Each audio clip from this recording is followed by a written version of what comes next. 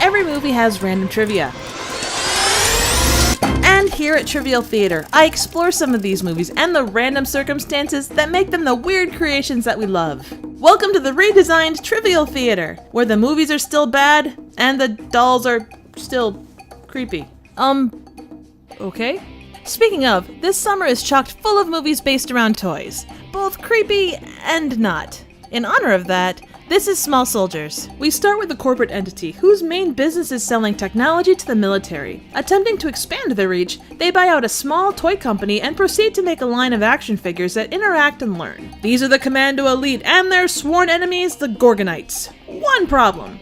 The wrong chip is ordered, and shenanigans ensue. These action figures gain sentience, and they strictly follow their primary programming. The Commandos must stop at nothing to kill the Gorgonites. The Gorgonites must hide and lose at all costs. At the same time, our main protagonist, Alan, works at his father's toy store and generally mopes like a teen does about his crush and the fact that his parents don't trust him. He signs up on a delivery of these special action figures and decides to try and sell them early to impress his parents. The toys activate, and after closing time, Chip Hazard and his commandos destroy the store in search of their Gorgonite enemies. They take note that one Gorgonite has escaped with Alan. The commandos kidnap his crush, using an amazingly unsettling army of mutilated Barbie knockoffs. Alan comes to the rescue, and after an escape using a baton, we're treated to the most epic moped chase ever. There are some big, crazy explosions, and the commandos are defeated. Oh wait, nope, they get one last stand. Chip Hazard and his army declare all-out war on Ellen's family. The battle involves flaming tennis balls, a semi-automatic nail gun, and aim that rivals stormtroopers.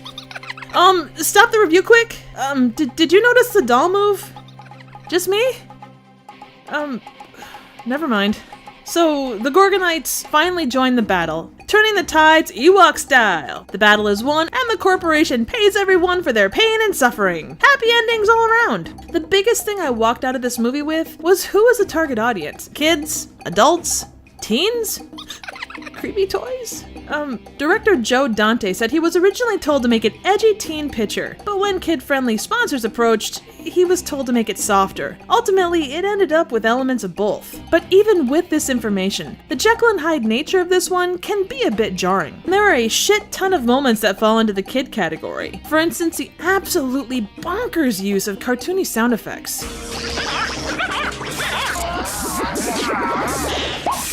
The main kid story arc is pretty standard fare for a kids movie, and you can pretty much guess what's gonna happen with those elements. Yes, he ends up with his crush. Yes, his parents will finally stop seeing him as a troublemaker. Yes, even though the house is a smoldering dumpster fire, everything will be fine. There's also some overarching social commentary, but again, that's relatively standard fare for a 90s kids movie. Needless to say, the corporation is written as an incredibly easy villain. Now, there isn't a lot of blood and very little swearing, but the imagery does lend itself to some nightmare fuel moments. The violence is both incredibly cartoony and slightly unsettling. If you took the traps from Home Alone and the general feel of Predator, you'd get Small Soldiers. Wait, stop. That doll definitely moved that time.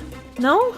It also offers classic movie references all over the place, from Bride of Frankenstein to Patton. As a huge fan of classic movies, I enjoyed them, but even in 1998, I have to wonder how much of the audience was left scratching their heads at those lines. In addition to the classic lines, the Commando Elite soldiers were voiced by actors from The Dirty Dozen, and the Gorgonites were voiced by members of Spinal Tap. In fact, Small Soldiers has a surprisingly famous cast, including David Cross, Dennis Leary, and Kirsten Dunst. Ugh, what was that?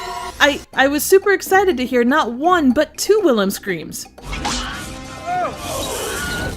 Yeah, I know.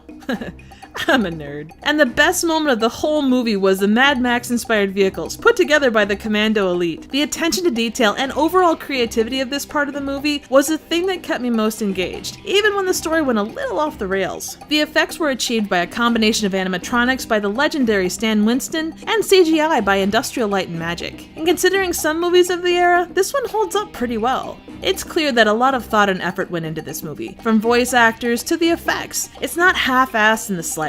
I did enjoy this one despite the weird tonal shifts. It's got some incredibly clever bits that do stick with you, but I wouldn't expect anything less from a joedante movie. Overall, Small Soldiers is a weird mix of amazing moments and complete and utter cringe. It's not quite Gremlins, but if you're a fan of joedante, you'll like this one. Special thanks to Darren for the recommendation.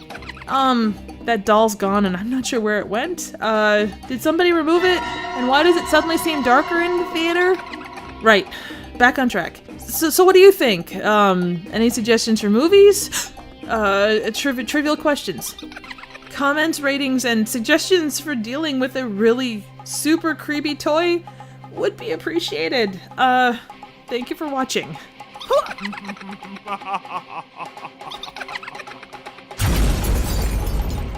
I fucking hate creepy dolls. See you next time.